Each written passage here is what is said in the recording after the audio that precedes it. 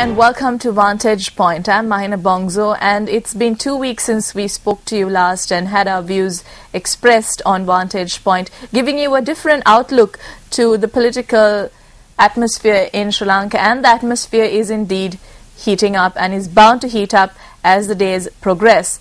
In conversation today with me is a former diplomat and political scientist, Dr. Dayan Jayatilaka, as usual. Good evening, Doctor. Good evening, Mahina. Well, Doctor, election fever has gripped everybody. And aside from the two candidates who are contesting this election and also the other candidates who are contesting the election, there's also a lot of focus made towards the side events, like the crossovers, like the statements made by the opposition and also the ruling party ministers and parliamentarians. Now, Doctor, I know that you are one of the fortunate few to actually meet both candidates, the two key candidates going in for this election, President Mahinda Rajapaksa and Mr. Maithripala Sirisena. You had the opportunity to meet them and talk to them one-on-one. Yeah, at their invitation. Well, let's... The day before the nomination. Yes, let's get to that as we progress. Sure. During this interview. Nominations, as you said, were handed in on the 8th of December. Yeah. That's exactly a month ago for the elections. Now we're just literally 2 weeks more for the elections. Doctor, let's just start off with some of the side events that have been taking place, but that's also gripped the attention of the people.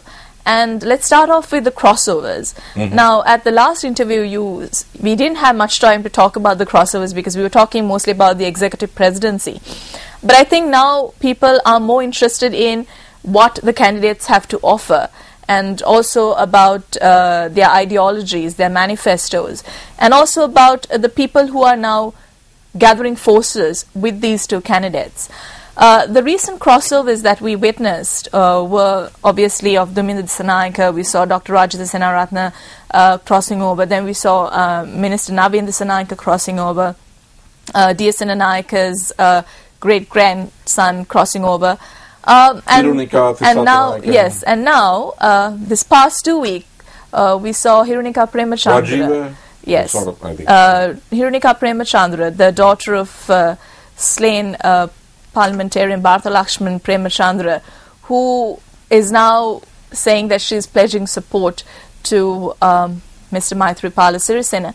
Let's start off with Hirunika Premachandra and her very vocal comments that she made during her press briefing, where she said, either I was going to stand by and remain silent, or either I was going to fight for my father's death, fight for the common good of the country. And also she was speaking about how she went to Kolonava to declare open a housing project there, and how she met one of the main suspects in her father's murder case, who had come in and made certain allegations and stormed past her. And she was talking also about mudslinging and how the Maithripala Sirisena camp is going to be free of that sort of politics.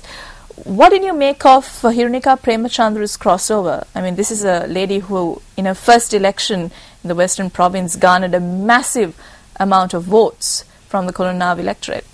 Well, I think she's a great girl. I mean, very courageous. She's got that X factor. And I can understand why she made the shift. In fact, at her request, we had a conversation. They had a call on me and we talked and so on. And I can tell you that I told her that the Maithripala Sirisena rebellion reminds me quite a bit of the Sri Lanka Mahajana Party, of which her father and I were Politburo members when Vijaya and Chandrika broke away from the Sri Lanka Freedom Party. So Mr. Maithripala Sirisena is somebody about whom I have very positive views. And she obviously shared those views. But looking at it from the point of view of her own political prospects, after all, she was, I suppose, asking me for advice. My own sense of it was that her shift might have been better timed had it been during the parliamentary election rather than the presidential election. Because it's a gamble, it's a it's a high stakes gamble, and especially this is a girl for I would like to see exactly, have a especially serious political future. Politician who is coming in Yeah. very new to the game of politics, Yeah. and who's really, as I said, garnered such a big voter She's a base. wonderful girl. It'll have an impact on the government, because she's a very good speaker, and what she says is from a moral high ground, and she resonates. But I do think that the parliamentary election would have been the better occasion for her to take this political risk. I'm not talking about a personal risk. I really don't think there is one, but there is a political risk. Okay, and Doctor, now with Hirunika Premachandra actually crossing over to Maithripala Sirisena's side, what are maybe the negative sort of disadvantages that she might have to face in that camp? Do you see any for her political career? Well, if Mr. Sirisena wins, then she's very well placed. But if Mr. Sirisena fails to win, I mean, he can lose narrowly, then there's a question mark as to what happens to her political future, her status in the Western Provincial Council. She may be down the snake in the game of snakes and ladders. But that's the rough and tumble of politics. One has to take the hit for the decisions one makes, and I can understand her decision. I even sympathize, though that is not precisely the one that I recommended or I would have recommended. Mm-hmm. I can see that she doesn't have a political future if the government is going to be dominated by one family and the younger members of that family. So I can understand her frustration. But I was wondering whether the presidential election was the right moment. Mm-hmm. Another significant crossover was the General Secretary of the United National Party, Thisata Nayaka's crossover to President Mahinda Rajapaksa's camp. And this actually sparked a very interesting comment made by President Rajapaksa when he went to hand in his nominations. He said, they take a General Secretary from us, we can easily take a General Secretary from them. Well, he was appointed Minister of Health. How do you think this was going to impact Maithripala Sirisena's camp? Well, I think that the Sirisena defection is far more important than the Attanayaka defection or counter defection. But the Thisata Nayaka shift must not be underestimated. Now, I remember Thisata Nayaka being one of the young politicians picked by President Ranasinghe Premadasa. Now, Ranasinghe Premadasa and Sirisena Kure did the nominations during that period, 89, 91, and Thisata Nayaka was one of the bright young people they picked. So this guy has potential. He's a very good platform speaker. I would not rule him out. Even if the government were to lose, these are people who have a political future even in the opposition. So Attanayaka is not to be discounted, but he is not the equal of Maithripala Sirisena. Mm-hmm. And Thisata Nayaka's reasons for joining President Rajapaksa was because he was discontent with the UMP, and also because of Maithripala Sirisena being fielded as a candidate, and forces like Chandrika Bandaranaike Kumaratunga behind him, Ranil Wickremesinghe behind him. This was some of the reasons why he joined President Mahinda Rajapaksa. But Attanayaka has been a UMP man all his life. Oh yes, absolutely. I mean, he doesn't have a history of having come over from the SLFP. He's a die-hard, dyed-in-the-wool UN person. What's happening now, Mahina, is that you're seeing a breaking up of the traditional polarizations. Why is this happening? Now, the simple explanation that everybody likes to use is that money is passing hands. Yes, but even if twice the money had been offered, if money is indeed passing hands, nobody would have moved from the government to Mr. Ranil Wickremesinghe. All the traffic was the other way. There is dramatic traffic this way for one simple reason. Maithripala Sirisena, people like him. SLFPs are coming over. UNPs are getting re-energized. There's a campaign. What does that prove? That for 20 years, the UNP has been stagnant because of the profile of its leader. And that remains so. Can you imagine today if Mr. Wickramasinghe had been the candidate? I mean, it would have been a one-horse race. None of this would have happened. No crossovers, no upsurge of the opposition, no excitement, no possibility of a change. All of this is because it is not Ranil Wickramasinghe. And I used to say on this show, anyone but Ranil, because the question used to be asked in society and by the UNP, oh, but if not Ranil, who? And my point used to be, anyone but Ranil will do better. Maithripala Sirisena has just proved my point. But about the crossovers, Mahina, I see something far more important, which I think many of us are missing. Now, Mr. Sirisena, who I think is a courageous, decent and very intelligent man, spirited man, has been shifting from one foot to the other on the issue of the executive presidency. Now, I do not believe this nonsense about a secret MOU with the TNA. I don't think there is one. I don't think there's a secret MOU with anyone. I think there's an MOU which was signed by Ranil and Chandrika and Maitri and so on at Hyde Park. That's a mainline MOU, Sobita Hamid Road. And then there's the MOU signed with the JHU. Neither of those are secret. That's not my problem. They are contradictory.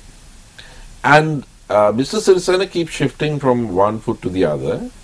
The JHU MOU was for the modification of the executive presidency, for the reform, where the draconian powers of the presidency would be cast aside.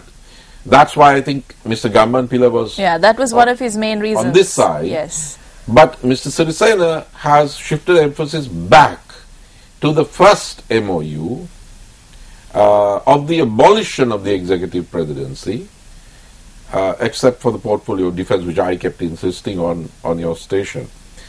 Now, Uday Gamban Pilla, I think, went back at that point. Now, on the 10th of December, International Human Rights Day, Mr. Sirisena made a speech addressing a civil society conclave, which was on television. And he said, I'm translating, he said, I am aspiring to this chair, i.e. the presidential chair, not because I want to stay in it. I'm aspiring to the chair in order to remove its powers and to go home. Now that was very much in keeping with the 100-day abolition of the executive presidency platform that he signed with Ranil, Chandrika and the 36 civil society organizations at Hyde Park. I think it was Hyde Park, yeah. So, we have a problem here because the very newscast, including yours, that showed Mr. Sirisena saying that he will divest the chair of its powers and go home, also showed the game of musical chairs that was going on with the crossovers that you're asking me about. Now, my issue as a political scientist is this. The presidential chair is firmly anchored in the consent of the majority of the people. 50.1% of all of us, this whole island, have to vote in our president. Let us say the powers of the chair are removed of the presidential chair, okay? And Mr. Sirisena goes home. Now, where are these powers transferred to? I mean, they can't be released into the air like doves. They have to be transferred. And already members of the opposition have said that under Article 37 or whatever, they can be transferred to the Prime Minister. So, let's be charitable. The powers will be transferred to the Parliament. And the executive powers will go to the Cabinet and the PM. Now, Mahina, a stable chair will lose its power, which will be transferred to a Parliament in which a game of musical chairs is underway before our own eyes, our very eyes, on primetime television. Is that a recipe for stability, or is that a recipe for chaos? There is a reason that President Jayawardena instituted this presidential chair, that this was designed. This is not some crazy thing that Jayawardena thought about. He brought Sri Lanka in line with the political structures of the United States and France. The most advanced political thinking within liberal democracy is not in Britain, it's the American Revolution and the French Revolution. So you have the executive presidency elected at a national election, but there's an electoral college in the US anyway. Now, why did he do this? Precisely because of this kind of situation, of musical chairs. And you know, the musical chairs had worked both ways. Mr. Bandanayake had left in 51, left the UNP with Mr. Rajapaksa's father, D.A. Rajapaksa. And then in 1964, December 3rd, Mr. C.P. De Silva led a breakaway from the SLFP. That breakaway was kind of planned and plotted by Mr. Ranil Wickramasinghe's much more brilliant father, Esmond Wickramasinghe, and the government of the day fell. So the UNP benefited from the musical chairs in 64. But Mr. Jayawardena was a statesman. And already in 66, he was canvassing for an executive presidency, freed from what he called the whims and fancies of the legislature. Today we can see the whims and fancies of the legislature. Mahina, we are so fortunate. Before we go into this election, we are being given a sneak preview of what things are like in Parliament. And if you empower this Parliament, if you remove the executive powers of the presidency elected by all of us, the powers of the chair, the demonic powers, you're left with these guys jumping from one place to another. So are you saying, Doctor, that yes, executive powers should be there, but use the JHU stance? Use the JHU stance, which unfortunately Mr. Sirisena does not consistently adhere to. If he did, then you could shed some of the powers of the presidency and keep a sufficient amount of power, not abolish the executive presidency, modify it. Yeah, now the JHU mainly joined Maithripala Sirisena because of this fact. I mean, for them it is the executive presidency, the powers of the executive presidency, and taking off this poisonous teeth of the executive presidency out, that really attracted them to Mr. Maithripala Sirisena. Yeah. But now Uday Gammanpila is saying that, as you said, Maithripala Sirisena is... Yeah, he's going back to the old one of removing all the teeth. Yes, now how does the JHU...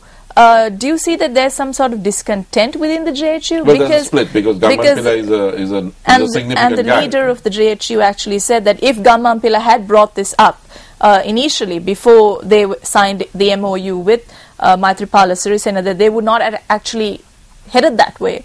So is there a sort of a discomfort within the JHU that we see right now? There seems to be, because Gammanpila, I don't think anyone can credibly say that he was bribed. He's not that kind of guy. He doesn't have that kind of reputation. Frankly, I remember telling him at dinner in Geneva at my residence when I served as ambassador, I told him, look, you don't belong in the JHU, you belong in the Sri Lanka Freedom Party. You have a future in the Sri Lanka Freedom Party, in mainstream democratic politics as a moderate nationalist, and you should go there. And of course he said, no, I'm loyal to the JHU and so on. I'm very glad that he has done what he has done. Because the Sri Lanka Freedom Party, which he has not yet joined, can do with people like Uday Gammanpila. He's educated, he's bilingual, he's not aggressive, and he's never been an extreme nationalist unlike Champika Ranawaka. So I'm glad that he's moved over to this side. But the reason he would have done so is that the MOU with Maitri, which was in fact drafted by Gammanpila, is not the one that Mr. Sirisena has gone back to swearing allegiance to. Now, so does the JHU feel that it's now a little too late to actually back out of this? No, the JHU has taken a decision. I think Champika has taken a decision that what he saw when he was in government was so bad, to do with corruption and nepotism, that any change is better than none. Now, I'm not in agreement with that, but I sympathize with what he's saying because I think Champika is telling the truth. But I come back to my old argument. I think the place that the change should be made is in the government. And at a presidential election, you don't change your government. You're changing your leader. You change your government at the parliamentary election. Well, on that note, we go in for a short commercial break. We'll be right back on Vantage Point.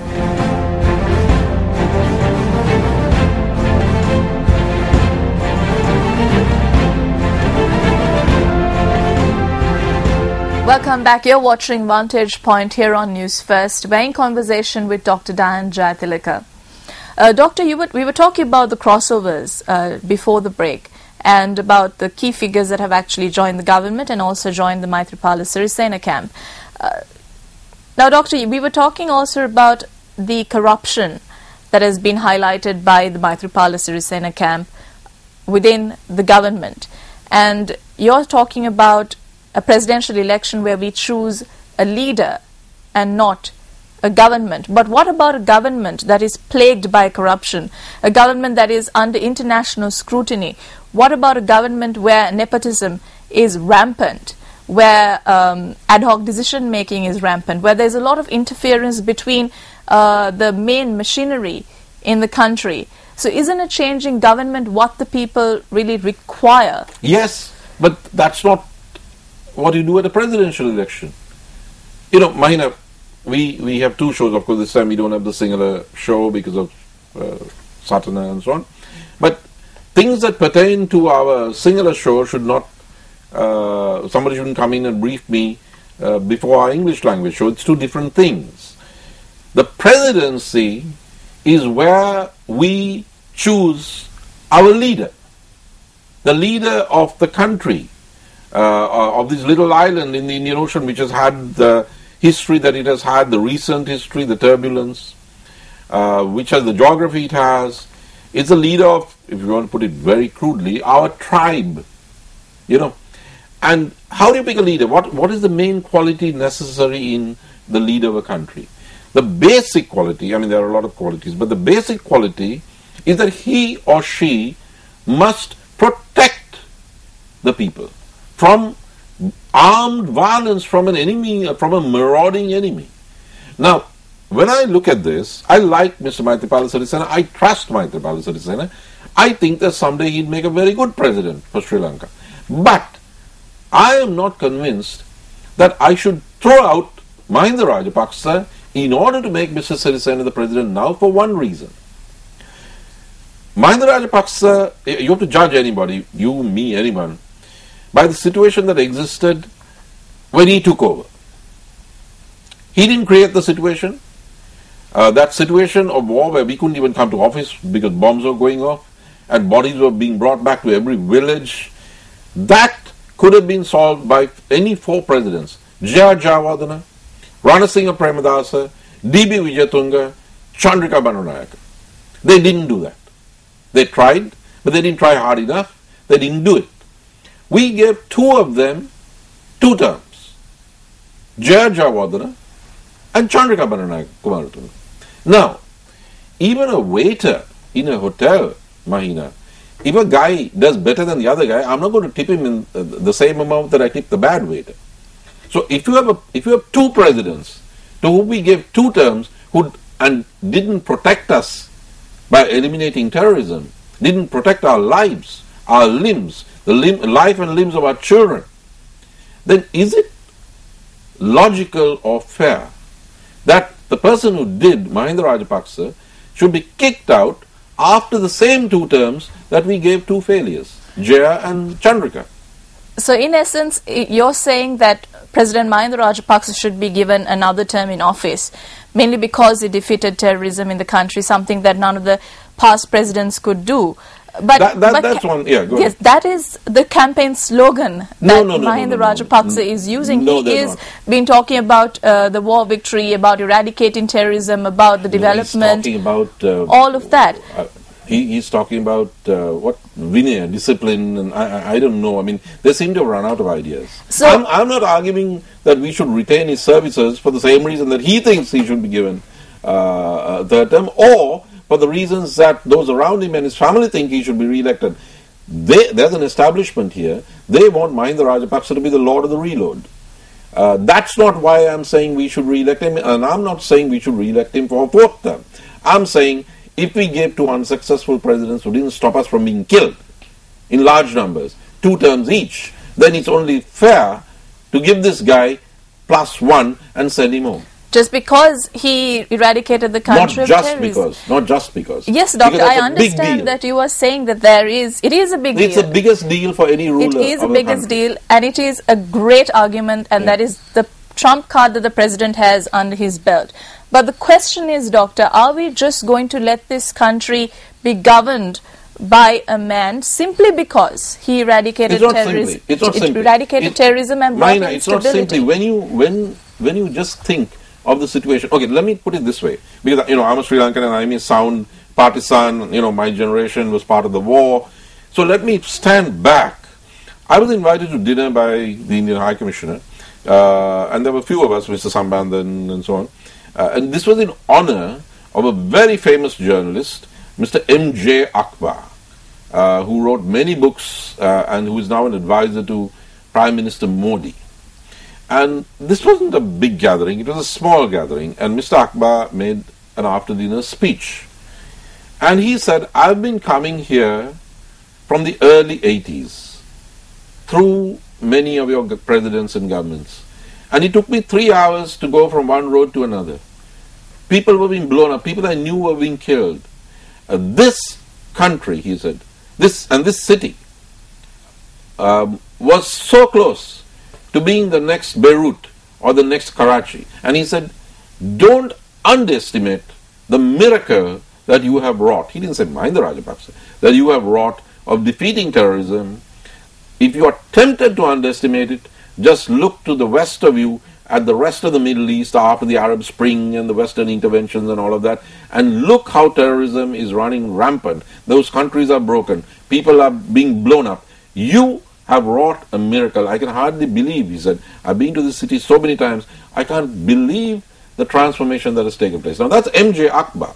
I'm saying it's not just because, it's because that's the biggest thing you can expect from a leader. I would understand, Doctor. I mean, I understand what this individual is saying, because I was born too into war, and my generation has not known nothing except war. And the fear of, going on the streets, the fear of getting on the bus. Now you can resume your life, a normal life. Yes, but does that also have to be, in essence, at the cost of democracy? No. I mean, this is 2 terms of presidency, understand. But going at 1+ because of the war victory, because giving us a free environment to live in, because of the beautification projects taking place. Not beautification, because of the road, the infrastructure. The infrastructure, yes. Yeah. But do we give a +1, which is, it may be another +1 after another 3, Why? and we'll be We saying, decide. Okay, fine, let's just give him another chance. No, the others got 2 each. You don't double it for this guy. You're giving 1 more. Why give him 1 more, Doctor, and not let him, go according to the democratic process? What's the democratic process? Where each president is given 2 terms, and then you step down. If you're a very good anchor. If you were a lousy anchor, right, and you got 2 seasons, should you, if your predecessor had been a lousy anchor and got 2 seasons, is it fair to stop you, who are a good presenter, in 2 seasons, or should you be given at least 1 more? Well, irrespective you're arguing for equal remuneration or reward for dramatically unequal performance. I don't think that's true in any enterprise. It doesn't help an enterprise. It's a bad example. If you need, the way we are located in a very precarious place. We have a certain geography, we have a certain history that comes from that geography. We will have challenges. Now, down the road, if we reward a guy like Mahinda Rajapaksa with exactly the same way we rewarded Chandrika and Jaya, who did not succeed in saving us from terrorism, then what is the message that we are giving our future leaders? Who do we want them to be like? I'm not talking about Mahinda. Who do we want our future leaders to be like if we are ever in danger? Do we want them to be like Mahinda, or do we want another Chandrika or another Jaya Jagodhana? I would say, I would prefer for your children's generation that if we are in need, there's always the figure, okay, we had a guy like this, Mahinda Rajapaksa, who saved us, who was decisive, who didn't do what Andrika did and dropped the ball, who didn't bring the Norwegians in, but who fought it and saved us, and we gave him a bonus, one extra, and we sent him home. That is the logical thing. You're asking me, is it at the expense of democracy? Mahina, what's all this talk about dictatorship? How can you have a dictator who may be in the last 24 days of his term of office? I mean, if Mahinda Rajapaksa were a dictator, most of us wouldn't think that he's going to lose, and many of us in Colombo think he's going to lose. I don't know of any dictator in history who was defeated in a peaceful election and went home. They've either been overthrown violently, or there's been an invasion, or the people have risen up like against Marcos and chased him out. This is an election, Mahina.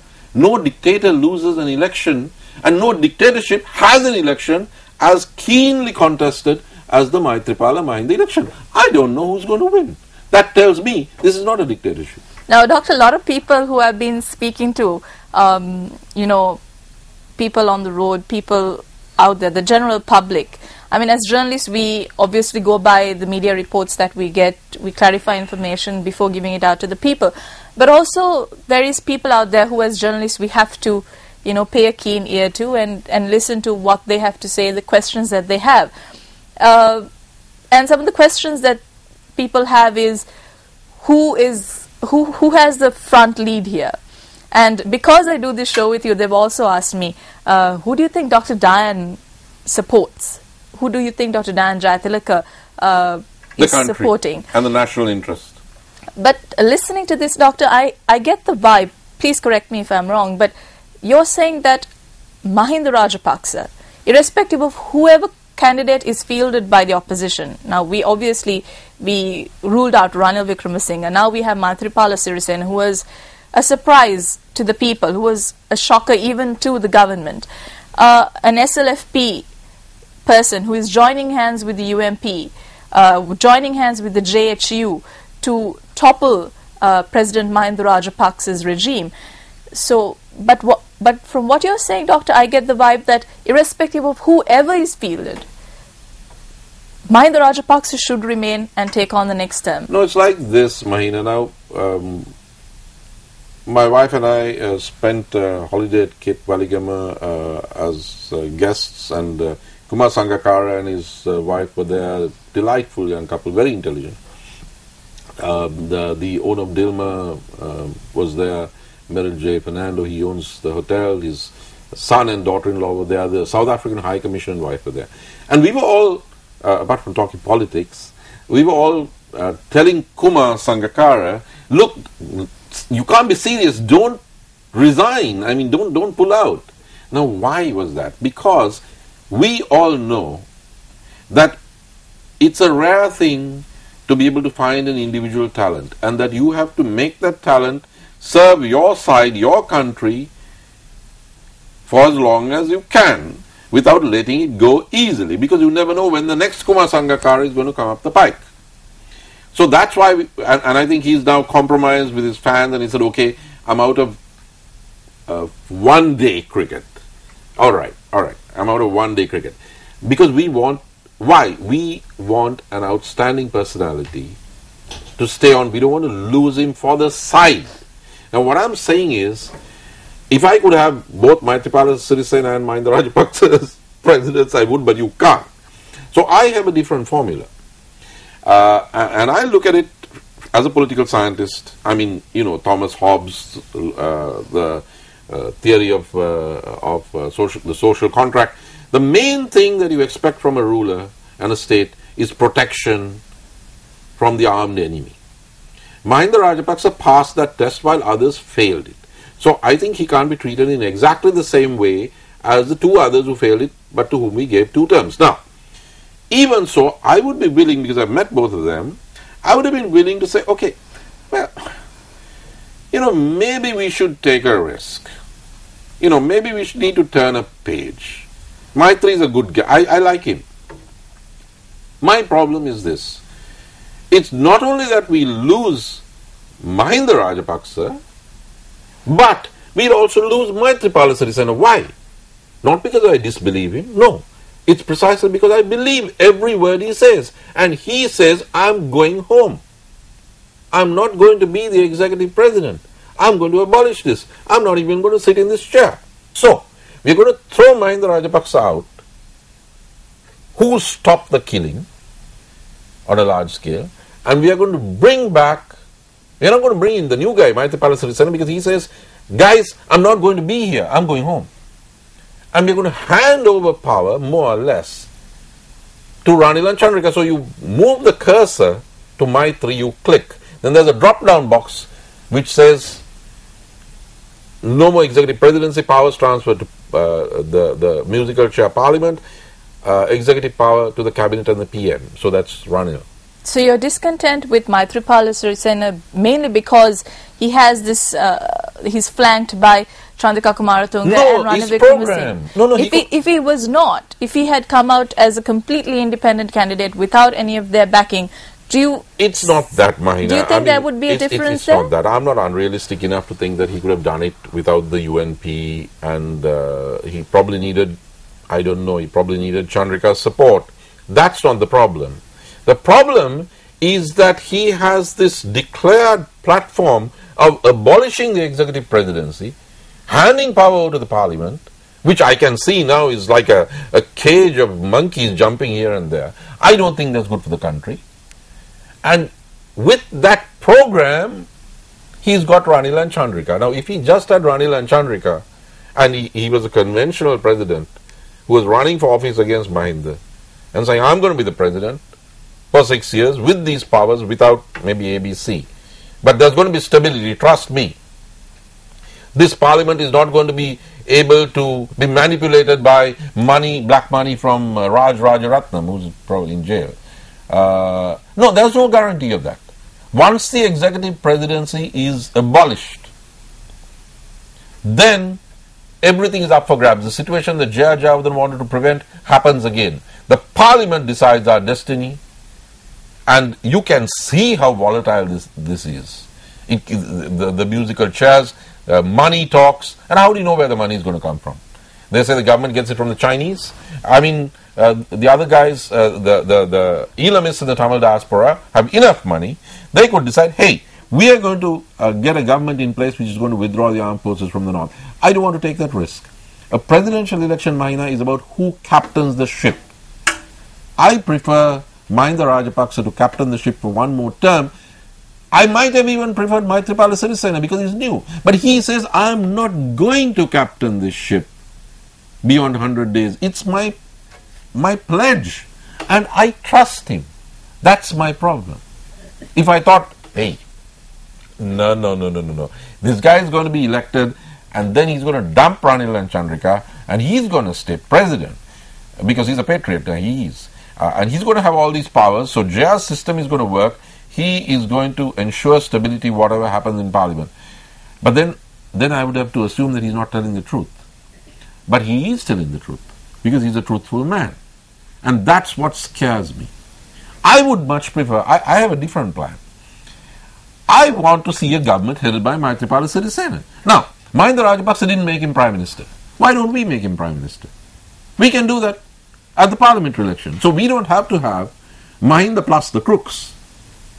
We can have Mahinda as the shield for national sovereignty, as our sort of protective umbrella, and we can throw everybody else out at the parliamentary election. We can have our own cabinet. The cabinet that Maithripala is talking about, himself, the UNP, the JVP, SLFP dissenters, it can be done. Because nothing that I've heard from the platform, or even from Mr. Sirisena, tells me that any of the criticism has to do with Mahinda Rajapaksa.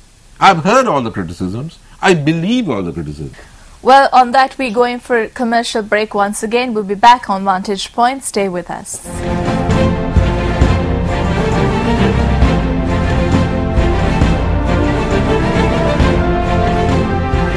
Welcome back to Vantage Point. We're in conversation with Dr. Diane Jayatilaka Doctor, we just spoke about the promises that were made by Maithripala Sirisena, and you say you trust him with what he says. I trust. Now, President Mahinda Rajapaksa, when he took up office in 2005, during his campaigning, he too said, I will abolish the executive presidency, and so on and so forth. So are you saying that you did not trust him at that point, that you would know that he would come in and maybe amend the constitution where he could go in for a third term? Mahina, I was interviewed on television during the 2005 campaign. I had been teaching in Washington, D.C. as an associate professor, but I came back for the campaign. And why did I do that? I mean, nobody comes back from the United States. I did that not because I thought that the executive presidency would be abolished, because I thought this guy, Mahinda Rajapaksa, will resist the tigers and beat them. In fact, if you go to the Georgetown Center for Strategic and International Studies website, it may still be there. In 2005, winter semester, fall winter, I addressed a seminar. Bernard Kuritilaka, ambassador, was there, and I said, look, the tigers are going to boycott, Mahinda is going to come in, the tigers are going to declare war against the Sri Lankan state, and Mahinda will beat them this time. And I hope, and I had written that Sarath Fonseca and Mahinda could do this. Now, I wasn't, the problem in 2005, Mahinda, was not to do with the constitution or abolishing it. Who cared? We just wanted to live. We wanted to live. We didn't want to be blown up. But not just 2005, Doctor. Even the next presidential election after that, the same promise was made. In 2010, the choice was between President Rajapaksa and General Fonseca.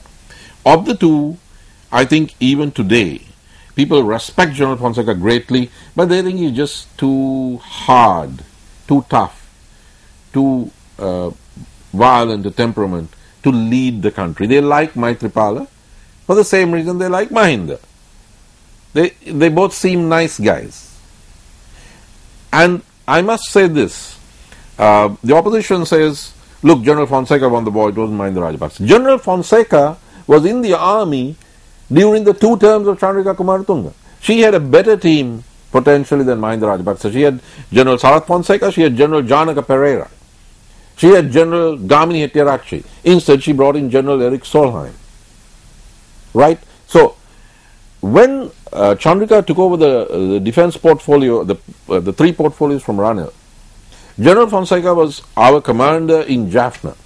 The first thing that President Kumaratunga did when she took the portfolios from Ranil, which I think was a good thing, and I supported her in that, she brought Sarath Fonseca from Jaffna and made him the commander of the volunteer force.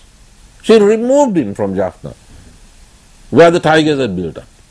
Now, it was Mahinda Rajapaksa who brought back, and Gotabaya, who brought back Sarath Fonseca and gave him the chance to do what he did.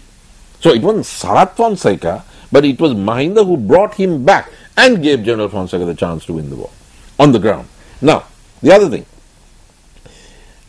you know the way these guys fight, the army and navy and so on, Fonseca versus Karanagoda, we wouldn't have won that war if Gotabaya weren't managing it. And President Rajapaksa weren't in the National Security Council saying, stop behaving like children. I saw this happen when I was working with President Premadasa, how the animosity that Cecil Vaidyaratna had towards Denzel Kobakadua paralyzed our military effort. And I kept telling President Premadasa, go to the Security Council and give it leadership. He said, no, Dayan, let the professionals handle it. The Tamil people must see that the presidency was not involved in this war. And he died as a result. Mahinda Rajapaksa went there and gave leadership. You know the turning point in this war? Champika says he was responsible, or they were responsible for the last stage. Fonseca says that he was responsible. The turning point was this. You remember in 87 we were about to win the war. Vadamarachi, Operation Liberation. But the High Commissioner of India came and told President Jayawardena, look, don't go further. If you do, there are going to be consequences. And that stopped it. I mean, not all the generals in the Sri Lankan army, however brilliant they were, Denzel Kobakadua, Vijay Vimaratna, they were all there. We couldn't move an inch because it was a presidential decision.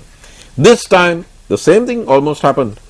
The Americans wanted to evacuate the LTT. The Norwegian ambassador was the intermediary. He told me this story. not just Mahinda Rajapaksa. I checked with Mahinda Rajapaksa later. And it's Mahinda Rajapaksa who said no, evacuation of the tigers. And he spoke to the Indian government about it. Bernard Kouchner, the French foreign minister, came in with David Miliband, the British foreign minister. The British foreign secretary more or less read the Riot Act to Mahinda Rajapaksa and said, you stop this. We want you to have a humanitarian pause and start negotiations with the tigers. Nobody was, I heard this from Bernard Kouchner in Paris. My wife was there and the staff of my embassy was there at lunch. So I'm not going by what Mahinda told me. Bernard Kouchner says that it was a very serious moment. And he says, your president, and there was no Champika Ranaweka or Sarath Fonseca or even Gotabaya. I think Gotabaya may have been in the room, but he wasn't talking. It's Mahinda Rajapaksa who looked at David Miliband in the eye and said, Mr. Miliband, we are no longer a British colony. And he sent him packing. And Bernard Kouchner said, at that moment, I felt sympathy. I couldn't say it, but I could understand where your president was coming from. Now, I'd prefer a guy like, I'm not going to send a guy like that home after 2 terms when I've already given Chandrika 2 terms for bad job of plumbing. And Jaya Javadhan. 1 more and then Mahinda can go home. But in the meantime, since there's a lot of people feeding at the trough and there's a lot of bad things going on, I think we should kick the government out of the parliamentary election.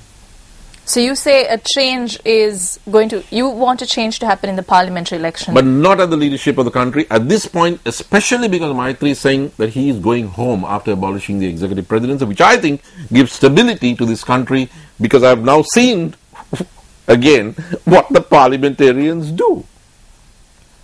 And there is a lot of, for the crossovers, and after the crossovers happened, there's been a lot of dirty laundry that has been put up. It's out in the country all over the place, where the corruption in the serves government, the president right for allowing that stuff. The corruption in the government is coming up. And now you wrote a piece, Doctor, in one of our daily newspapers this week, where you spoke about the fact that yes, there is economic development, there is infrastructure development, but there is this very important development, which is social development, that is not really being that is being completely overlooked. It's frozen in terms of education, in terms of healthcare, in terms of social politics, inclusion, in terms of the way the system works or doesn't work.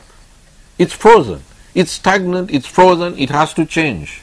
It has to change. But that's why we are told about the baby and the bathwater. I'm saying we can have the cake and eat it. It doesn't have to be polarized. We don't have to stick with the status quo in everything, and we don't have to risk this 100-day abolition of the executive presidency and transfer powers to the parliament and Ranil and Chandrika and Maitri, going home. We don't have to risk that.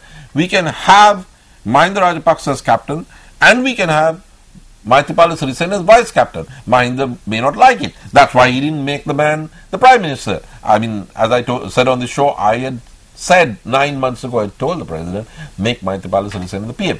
Well, for some reason, he didn't do it. Now do you think that Maithripala being defected, will there be any chance of it happening? It's up to us. At the beginning of this show, we spoke about the fact that you had this chance of meeting the 2 main opposition candidates, President Mahinda Rajapaksa and Mr. Maithripala Sirisena.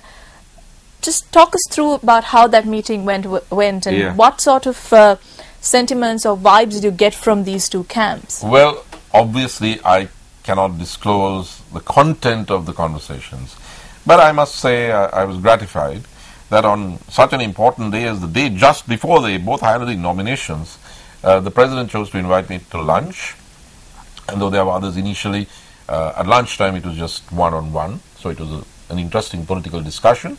And later that evening, for late tea, one of the main players in the Sirisena camp invited my wife and me over to meet Mr. Sirisena, and we had a discussion.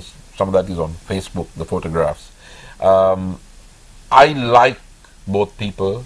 They're different, but they also share certain common virtues and strengths, which is why you have such a surge for Maitri, which you would never have had for Ranil. At least the UNP must now realize what kind of leader can be accepted by the people in this country.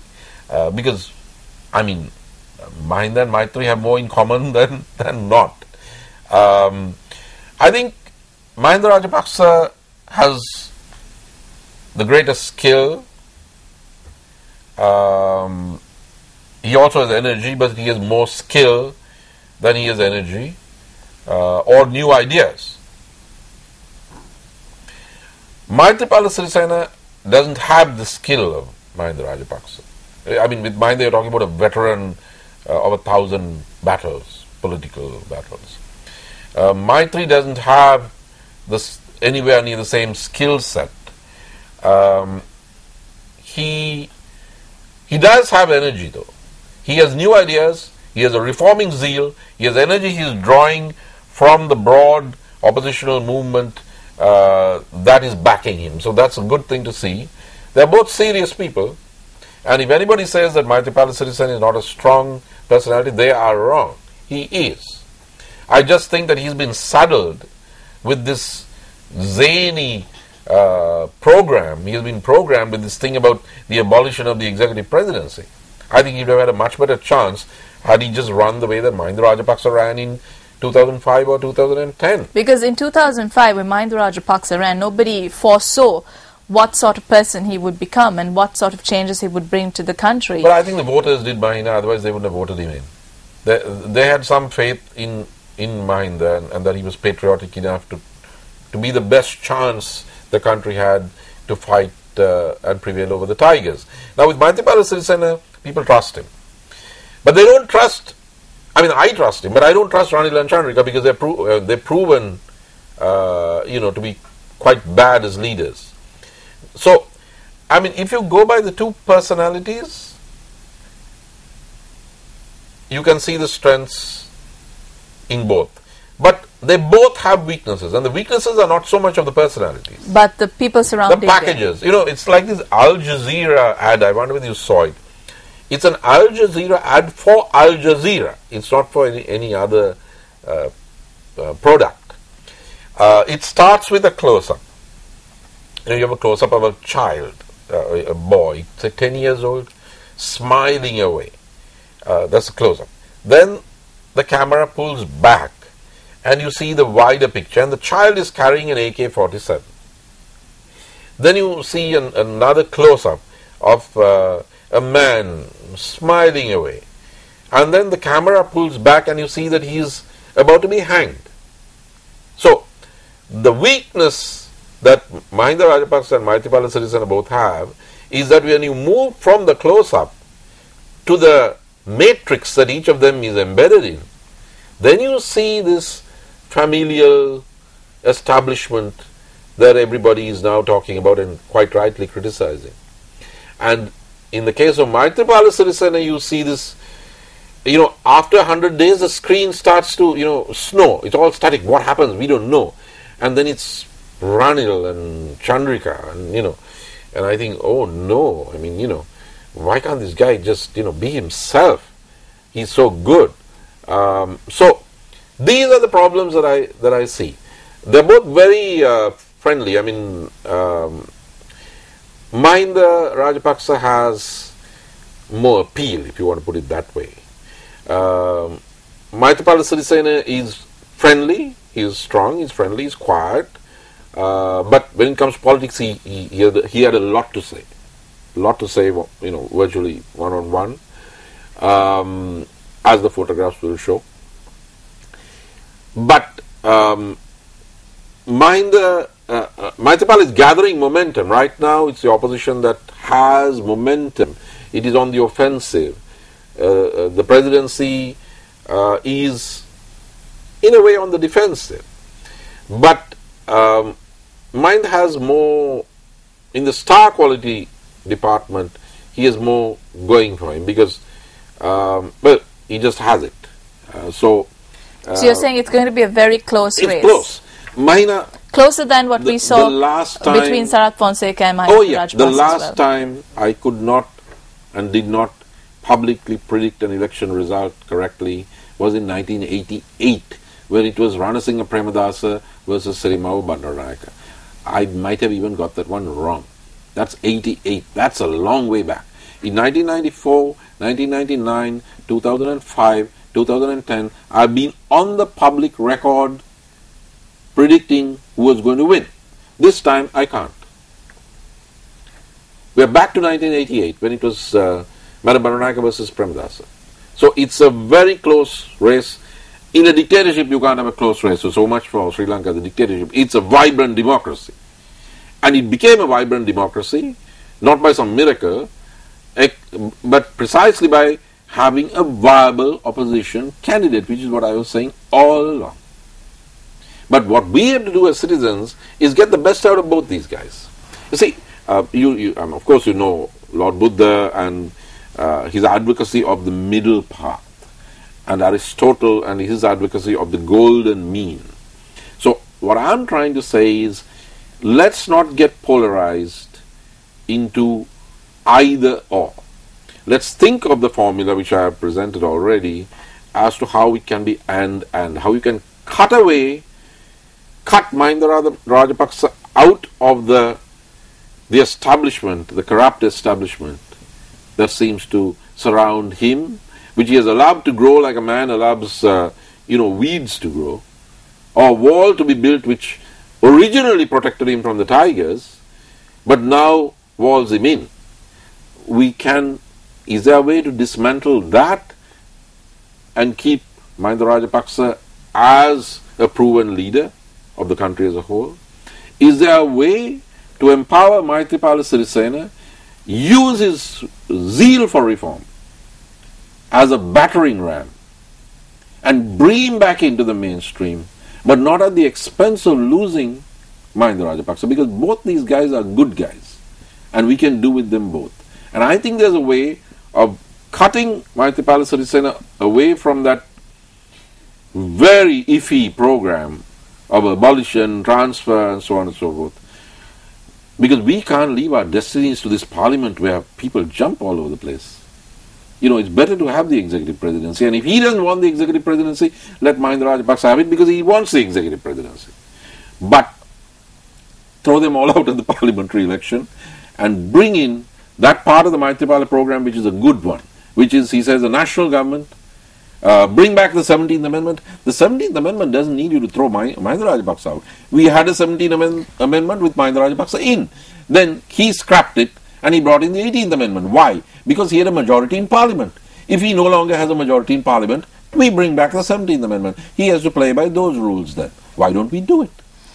You were talking about, Doctor, taking away Mahinda Rajapaksa from this matrix of the sort of baggage that he comes with. And Maitri as well. From his matrix. Okay, let's say we take Mahinda off that matrix where we have these people who surround him who just don't really connect with the people and have bad track records and, as you said, weeds around him. Let's call it what it is. We're talking about a family oligarchy.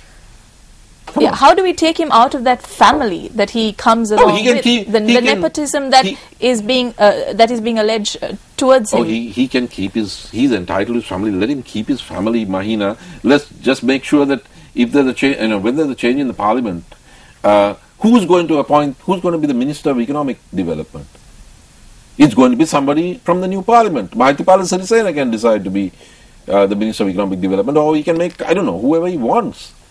Who is going to be the Deputy Minister of Defence? Certainly not Mahinda Rajapaksa. Mahinda Rajapaksa will be the Minister of Defence. The Deputy Minister of Defence will be someone else who might want to have another secretary, don't you think? We can clean up the drains. Well, Dr. Dayan Jayathilaka, thank you once again for joining us on Vantage Point. I'm afraid we've run out of time for this discussion. As in our previous show, I believe all our shows from now on are just going to be not enough time to discuss everything that's taking place in the country. Thank you once again, Doctor, for joining us, and thank you very much for watching Vantage Point on Newsfirst. We'll be back again in a fortnight. Keep watching.